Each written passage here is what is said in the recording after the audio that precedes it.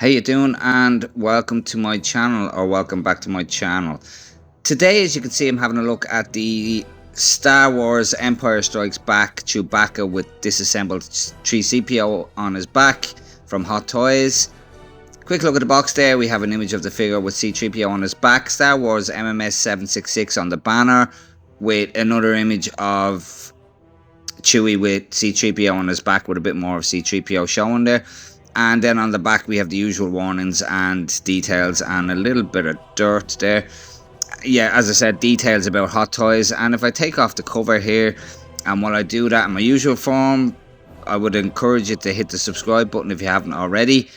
And here we have the box opened here, and it's a big box, so it's a little bit cumbersome. But on the inside we have really nice artwork here of Chewbacca as he finds C-3PO, or assembling C-3PO. Really nice piece of artwork on the front there, almost like that, framed and sitting on the wall. But yeah, that's it for the box there, so moving on, let's do my usual quick pan of the figure and go through some fun facts. So here we are for Chewbacca from Empire Strikes Back. And as Han Solo's sidekick and best friend at 7'5", Chewie is literally a monster. A co-pilot to Han and a very skilled mechanic. He's a very important character, but he almost didn't exist. In the first rough draft of Star Wars by George Lucas, Chewie didn't exist. He wasn't in it. It wasn't until the second draft in 1975 that he added Chewie. And he wasn't even meant to be an important character. Lucas got the idea of Chewie while driving with his own dog named Indiana in the passenger seat, and with the window down and seeing the Indiana's fur flowing in the breeze, he came up with the idea of a big furry co-pilot for Han. Originally, Chewie was only featured in 2 pages of the script, but it wasn't until Peter Mayhew put the costume on and the cameras started rolling, it became very apparent that more Chewie was needed, and then more character development was added, and he was given more screen time in Empire Strikes Back. There's no denying that Chewie is an absolutely loved character by the fans, and that's why there was a petition to give Chewie his own medal. And there was death threats to author R.A. Salvatore, who killed off Chewie in the 1999 novel Vector Prime. It didn't go down very well, killing off Chewie, and there was literally death threats sent to R.A. Salvatore. So there we are for a quick pan of Chewie and just some fun facts. So let's have a look at his accessories and see what we get in the box. So here we are for all of the accessories that come with the Chewbacca with the disassembled C-3PO. There is quite a lot, together as a collective there is quite a lot. Starting off with his hands, we have 6 hands in total. We have relaxed palms, we have 2 trigger hands, two different molds for the trigger hands, and then we have 2 separate molds again for gripping hands and kind of a closed fist tight gripping hand, and then we have a more open gesturing hand there. Quite a lot of fur on them. If I'd have placed them this way, you wouldn't be able to see them. That's why I've placed them palms up, so you can get an idea of what they look like. Painted quite well in the sense that, they are accurate to the colour of Chewbacca's hands. Real dark brown, and there's black, slightly glossy fingernails on them. Really nicely done. And from what I hear, they are recasts of old Chewie hands. I'm not 100%. Then we have his handcuffs. They are stuck together, as you can see there, so in order to get them on him, you have to get the hands on him and then slide them up the wrists and then put the hands back on. Then we have the really fantastic addition of C-3PO, or disassembled C-3PO. The main body of him here. He articulates where necessary, really. His arm articulates there. They don't bend at the elbow, but there is a bit of articulation in the shoulder and some articulation in the wrist peg as well. Really nice paint job here. You can see all the wires as well. First of all the wires hanging out the bottom of them. No details spared with all of the separate wires, and there are some molded in wires, and there are some loose real wires sticking out to add to the effect to give it more depth. Quite a lot of damage or scorching, or maybe oil on the shoulder there, on the left shoulder here. Although that talon sticking out could do with a bit of oil on it. It's a bit clean. Bit of grime up the chin, and then there is like a bronzed effect speckling on the elbow and some different coloured speckling on the shoulder panel here. More kind of rust looking speckling on the shoulder. And on the back we have some detail of this panel on his back. And as many of you know, this part does come out. Does it just cover over, or does it pop out? This is the first time I've done this, so it actually comes out. It does come out. I'm sure there's an easier way of doing this. I haven't read the instructions, so I'm always guilty of not reading the instructions, but it does come out. I'm getting it there. There we go.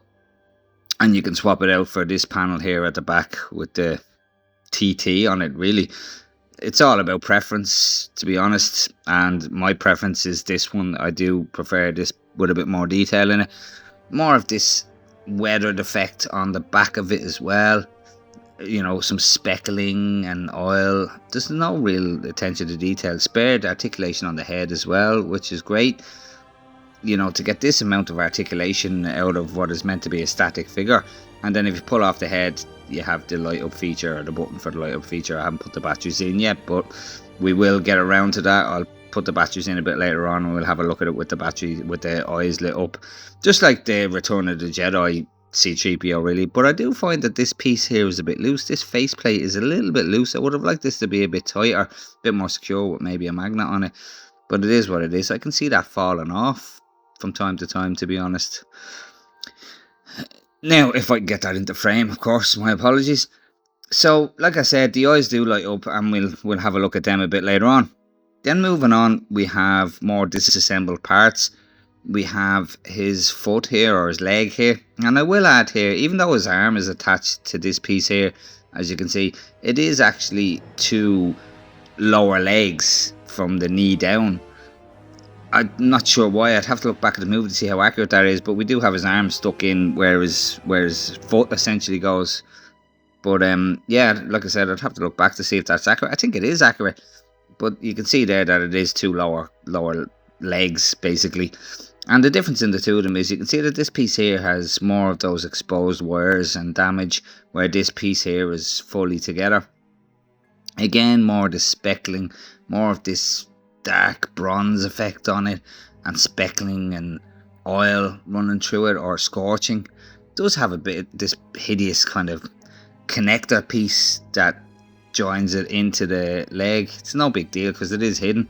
Articulation in this wrist as well, and again more of the speckling. Really well detailed, lots of detail in this, lots of painting, you know, paint work done on it. And you can see on this leg here we have more of the wires exposed and damaged, molded in wire, and some real wire, you know, loose real wire sticking out there. And from what I can see there, just looking really closely, I can actually see a little bit of copper running in the inside of that wire. You know, it does. I think it is actually real wire. There is some copper sticking out there, you know, so that's absolutely fantastic. I'm not sure if the camera picked up on that, but there is some copper in those wires. The leg doesn't articulate, like the joint doesn't move. No need for it to articulate. And even on the leg here we have a little bit of articulation in the ankle joint, and again more of this scorched bronzy effect to it, and this hideous plastic piece where it joins in. If I can get it back in, is there a specific way that goes? There we go. And then we have a random loose right foot thrown in as well, with a little bit of foam insert over the top of it. Pretty sure there's a, probably if I get this foam out, I'm not actually going to take that foam out because I'll end up ripping it. But if I was to be able to get that out, I'm sure there'd be a peg in there, because I'm sure that's a reuse of the Return of the Jedi C-3PO that we got a couple of years ago. Yeah, it seems to be, you know, just apart from a reuse, basically repurposed, you know. Moving on, we have the net that C-3PO goes in. quite a small bag considering everything that has to go into it. But from what I've seen from the pictures, it does work. Everything fits in. You know, it just takes a little bit of futzing, and he is magnetized. Again, as I said, I haven't read the instructions, so I'm not sure where these magnets are. But there is magnets there that attach all of this together. Again, we'll get round to that. I just can't figure out where they are right now. I should read the instructions. Shame on me. I did have these two kind of opposite poling together earlier on. They were kind of pushing away from each other earlier on. But there's definitely magnets there. I'm not sure. See what I mean about that face plate falling off? That just popped off there. Not ideal. It's not really secure. A little bit disappointed in that. But I have that leg upside down. But according to the pictures, you know, there is, and from what I've read online, there is magnets in there. So I'll do a bit of research and we'll get into that a bit later on. I can feel a little bit of polarity there. I'm wondering, are they really weak magnets? I'm not sure yet. I'm not sure. We'll take a look at that again later on, as I said. But then we have his bandolier and his satchel, his iconic bandolier and satchel. All these separate little pouches secured in, and then we have the satchel there. As far as I can tell, it's pleather. If you wanted to now, you could unbuckle that and store some things in there. I'm not sure what you'd store in there. I'm not inclined to do it myself. I'd say it'd be a bit of hassle to get it rebuckled up again. It feels like pleather to me. Judging by the backing of it there, it seems like, just give it the sniff test there, I don't think that's real leather. Really good quality pleather, but I don't think I don't think it's leather. It just feels like a really good quality pleather. Even, like I said, looking at the backing of it, it looks like a pleather backing, which is unfortunate. Hopefully it doesn't degrade. Then we have the E11 blaster that he comes with, which is the blaster he uses after he gets C-3PO on his back when he's in Bespin. Bit different to the E11 I reviewed with the TIE Fighter pilot in my last review, or my second last review. The TIE Fighter pilot one has a triangular shape on it. It has another bar and folds into a full stock. This is kind of a half stock or a shoulder stock. And once you lean that against the shoulder, it's going to fold back again. So I'm not, again, it's not something I've looked at closely in the movie. Does he even extend the stock in the movie? I'm not sure, to be honest. I'd have to look back. Nice little bit of weathering on it, dry brushing over all the important pieces, the parts that he would be holding. The dust cover has a bit of weathering on it, the grip has some weathering on it. So yeah, it looks the part. Not an accessory I'll be using, to be honest. I'm not sure. I think I'll be using this bowcaster. This thing is absolutely fantastic. Really nicely done, really nice looking piece. As you can see, it has Chewbacca's fur on it. It has a real string on, well, I say a real string on it. It's actually a piece of nylon. It's almost like a piece of fishing tackle that's been put through it there, but it is nice to have it on it. Not as much dry brushing on it as I would have liked. I would have liked to see a bit more weathering on it, but it does have the detail of these, wires running through it, and the optics on it look absolutely fantastic. The two long range scopes and the short range scope there, as you can see, they look great. Nice little bit of weathering on each end of the long range scopes as well, but not much weathering on the body of the bowcaster. But still a really, really nice piece, and I really like it. And it's an absolute must-have or essential with any Chewbacca figure. And then we have obviously the sling hanging down from the bottom of it. So there we have it for the accessories. Also, he comes with this comb, this Hot Toys branded comb, I will add. Not sure if the camera's picking up on that, but it does say Hot Toys on it. And this is obviously for grooming Chewbacca. Although I haven't tried it yet, but I would see a lot of shedding if you were to overcomb him with that brush, or any brush at that. I think there's going to be a bit of shedding from Chewbacca. So there we have it for the accessories. Moving on to the base. one of the newer Star Wars bases that they're using these quite high gear like bases with these inserts put into the center of them. It's different inserts to make them all different to each other, and this is obviously a light grey. This is again seems to look, replicate Bespin or Cloud City base, as you can see by the white tiles and the grey and a little bit of weathering through them, and Star Wars Chewbacca in typical Star Wars nameplate fashion. I'm a little bit upset with this base, to be honest, because of the height. I mean, Chewie is a big enough figure. He's a monstrous figure. To raise him up this high is a little bit silly, but we've all seen these bases before. I would like, to be honest with you, and I'm sure they can do it, to have a USB-C light up feature inside this. If that had a white light emitting from in between those grills, it would look really nice. It would look fantastic. There's no reason why they can't do that. I might actually do it myself, just unscrew the base myself and add a light myself. I think that would look fantastic. As for the waist grabber, I'll just change the angle here. The waist grabber. I've read that a few people are complaining about the waist grabber and not a crotch grabber. A crotch grabber would stick out of the bottom, as we all know what happens.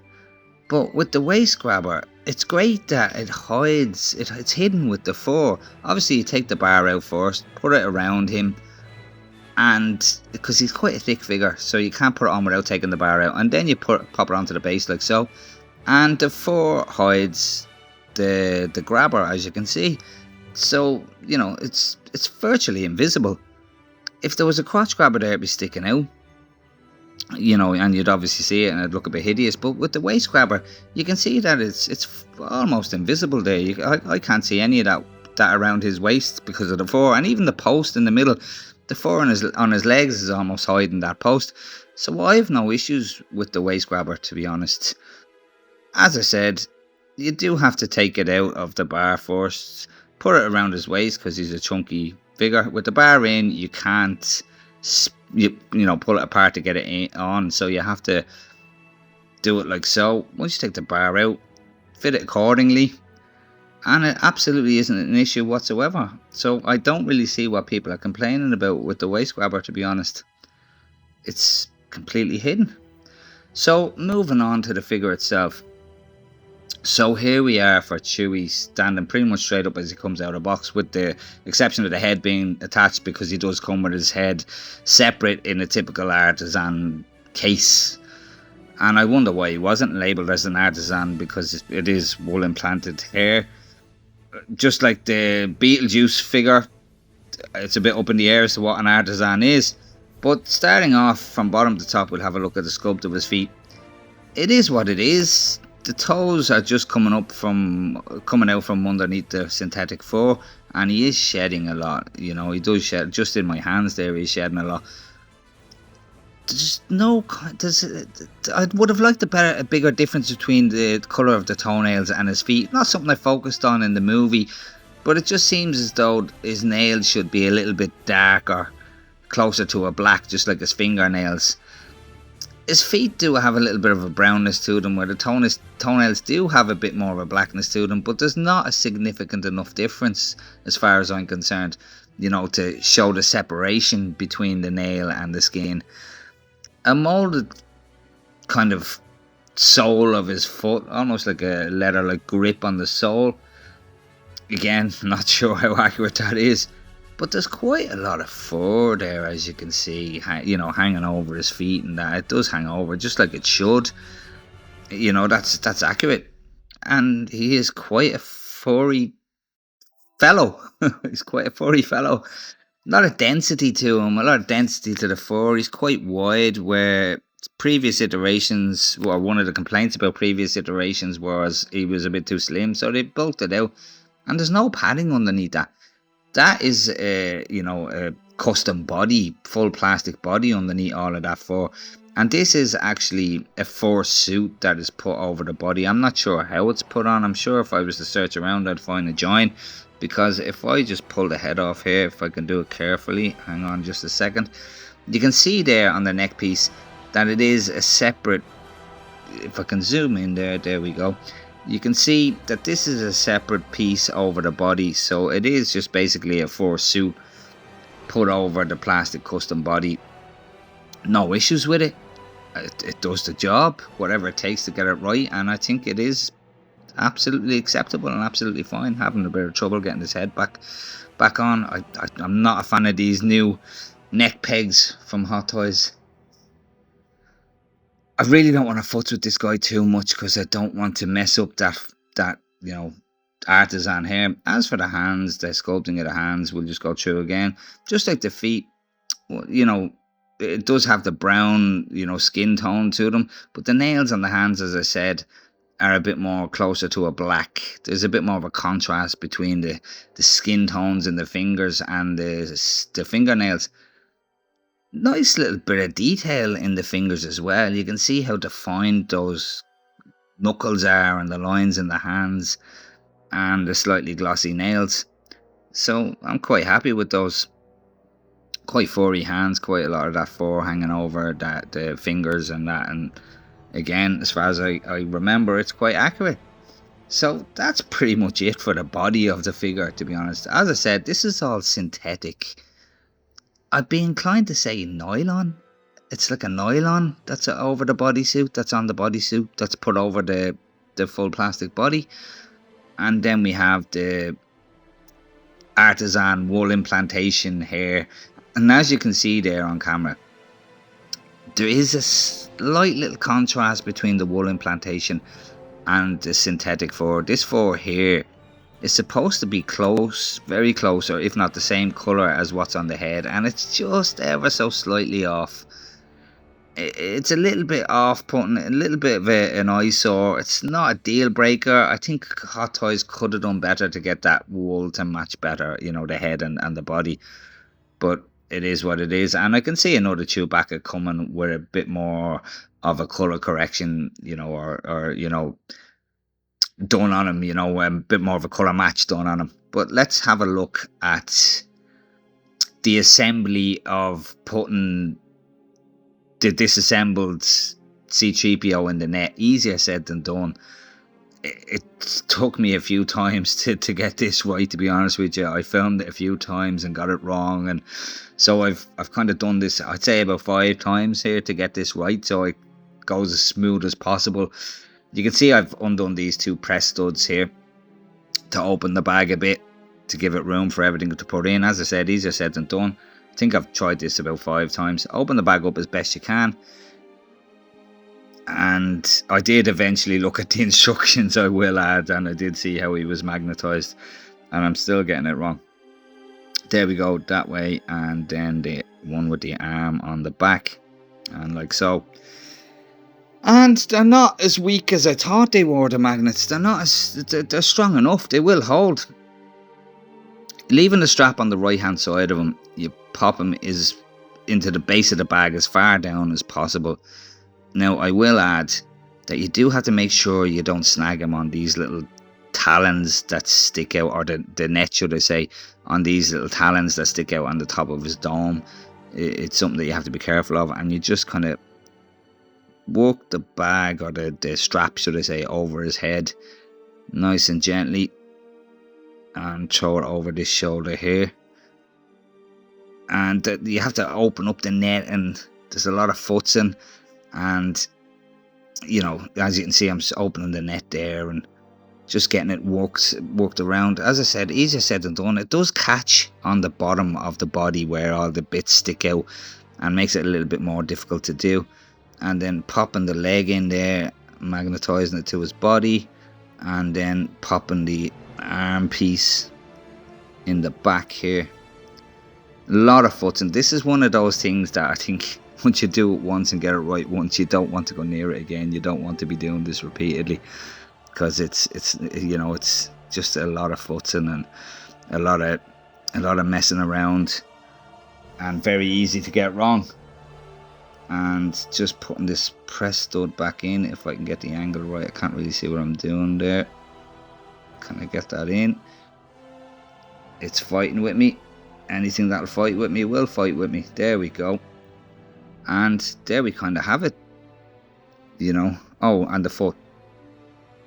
The instructions say just randomly pop the foot in, so it generally goes anywhere really. And that's pretty much him in the net. I have to actually clip up this press stud that's on the strap.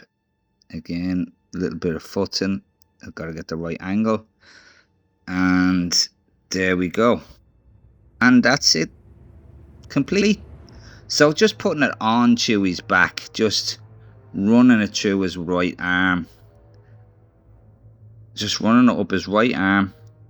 And you've got to obviously have the head sculpt off and pop it over the peg. And there he goes on his back. And that's pretty much it. As I said, not easy to put it in the bag, but there we have it, and it looks absolutely fantastic once you take your time and get it all right. And that's him standing freestanding, no stand, and he does stand up. His ankle joints are really, really strong, so it is possible to get him freestanding with C-3PO on his back, which is, you know, really, really fantastic. And just popping his head sculpt on. I really don't like these new net pegs. There we go. And there we have it. And then just pop the light of boys on, and there we have him on his back, all lit up, and looks absolutely fantastic. I'm really, really chuffed with this. I think it's great, and I do want to save those batteries actually for later on for photographs. So let's get that off, because anybody who knows that button cell batteries knows that they don't last very long. So there we have them all pretty much set up on a stand the way I'd be displaying them. Now, I haven't groomed them yet, you know, I haven't combed them yet, a little bit rough. And as I said, you do get this grooming tool that comes with them in the box. So let me bring things a little bit closer. I wouldn't recommend with this comb, or any comb really, digging it too far into the fur and dragging it along, because you're gonna end up pulling out clumps of the synthetic fur. What I would do is just ever so slightly just graze it over it to change the direction of the fur, or get the right direction of the fur. As you can see there, it's just grazing it over it is all you need to do to get the fur where you want it to be, and get them, looking a bit more accurate, and, not digging it in too much at all. It's really something that you just have to, again, take your time doing it. Don't dig that comb in too far, and don't try not to pull out clumps of the synthetic wool. And it's not a quick throw them on the shelf and there you go. You do have to take your time with this figure to get them looking right. But if you do take your time, it's going to look absolutely fantastic. As I said, just a bit of futzing. That's a very crude way that I've done it there, or a very quick kind of crude way, just to give you an idea of how it's to be done. And that even that couple of seconds of doing that, he looks absolutely fantastic and looks much better. So here we are for the Chewbacca head sculpt, not labeled as an artisan, although it is all wool. I find it more and more difficult to figure out what exactly is an artisan, as opposed to the rest of the body, as I mentioned earlier on, is synthetic. And the contrast between the color of the implanted wool and the synthetic fur is there. It's a little bit different. It's a little bit of a gripe, to be honest. Even the feel of the two different materials, they do feel different. A little bit of an issue. I would have liked them to have matched the colors a little bit better. But with all that said, I think it looks absolutely fantastic. It looks really, really good. And as per usual with Hot Toys, the community is divided. It's very, very rare that the 1/6 scale community are unified or unanimous in a decision as to whether a figure looks accurate or good or not. But I think this looks really, really good. This is, you can't argue, this is the best Chewbacca we have in 1/6 scale. Episode 1 had its controversies. The Force Awakens one had its controversies. This one is by far the superior Chewbacca. There's no contest. As you can see, there is a lot of product in his hair. Even touching it there, you can feel it's a bit rigid. There's a lot of product in his hair. This is him straight out of the box, by the way. I haven't futzed with the head. This is the head straight out of the box, popped on, the head sculpt popped straight on out of the box. Unlike previous iterations of Chewbacca, you can actually see his eyes, and he does have moving eyes. If you lift the sculpt up, you can move those eyes, and his eyes are quite clear. You can see the blue in his eyes, unlike previous iterations again, which you couldn't really see the eyes. Lighting isn't great there, but his eyes are quite visible. So again, quite pleased with that. And he has an articulated jaw, which is fantastic. But if you do open it too much, there are a couple of unsightly gaps. It doesn't open up far enough to be able to see the little holes in the back of it where Peter Mayhew's eyes used to peer out. Anybody who knows the Star Wars knows there's a couple of scenes in the Star Wars movies where Chewbacca opens his mouth and you can clearly see the Peter Mayhew eye holes. But it is nice to have an articulated jaw. It's a great option. I wouldn't be opening it that far myself. There are a couple of seams, as I mentioned. If I can get zoomed in, just in the corners there, you can see a couple of little gaps where you can see it's articulated. I don't see any way around it, It's not egregious. It's not a deal breaker. It's not terrible. But to be honest with you, it doesn't even matter if you open it a little bit. Well, I suppose that's okay. That's fine.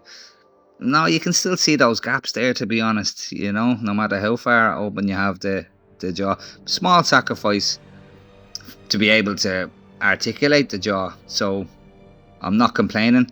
The nose is quite prominent. Is it a little bit bigger than it should be? I'd have to look back. I'm looking at that, I'm thinking it might be a little bit bigger than it should be. The teeth look absolutely fantastic. They look just like Chewie's teeth, with a couple of fangs at the sides, and the lips, you can see the lip, the bottom lip, and the tongue looks absolutely on point. Looks just the right colour to me.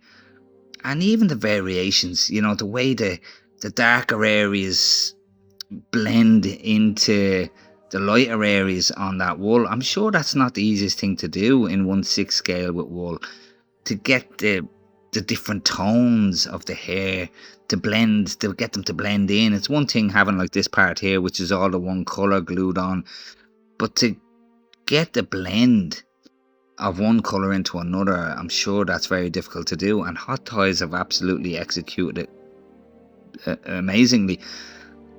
I can understand some of the issues that some people have. The gap between the nose and the mouth is a little bit longer than it should be. I don't think it should be that much of a gap, but even from the side profile there, looks absolutely fantastic. It looks like Chewie to me. It's a 1/6 scale figure. It's not going to be like, what figure is, completely 100% accurate. If I press on it there, if I press on the sculpt there, you can see the wool. It does come away from the sculpt a little bit, None of it is actually solidly stuck onto the plastic underneath. It's possible to futz with it and change the hair, or move the hair to wherever you want. There are different looks for Chewbacca. He looks very different to episode 4, to how he looks in episode 5, to how he looks in episode 6. And to me, this is very much so how he looked in Empire Strikes Back. He was a little bit more groomed looking than he did in, let's say, Return of the Jedi. He looked a bit more dishevelled. As I said,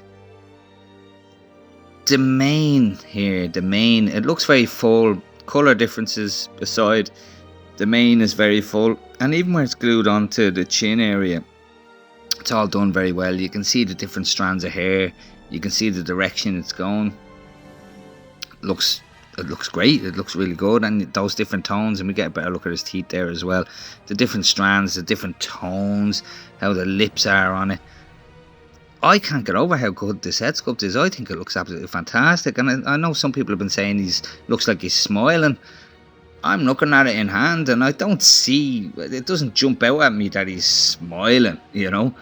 Just going around to the back there, you can see, pretty sure you can see on camera there, maybe if I bring the light up just a little bit, how much product is in there. There is quite a lot of product in there.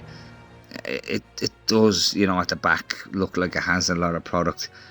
A little bit of a bummer, but we're not going to be looking at the back of his head, so not the end of the world when he's on the shelf or in the cabinet. Moving around to the side there, you can see the different strands and the different tones and the way it blends into the lighter, more blonde look at the front. I really like this Chewbacca figure. I think it's done really well. Like I said, my only real gripe is the transition of the colours from the wool to the synthetic nylon fur.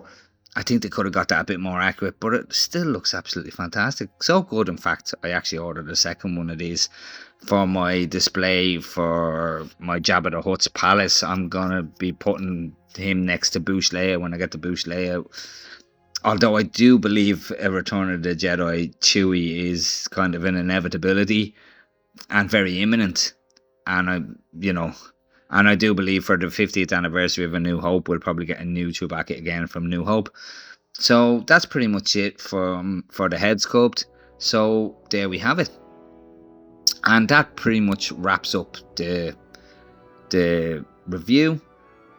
I hope you made it this far. If you did, obviously you're still listening, and if you haven't already, please hit the like and subscribe button if you haven't already. It really helps out my small channel that I'm trying to grow and you know, get more viewership in. And so I will leave it at that and say no more. So catch you in the next one, and take care.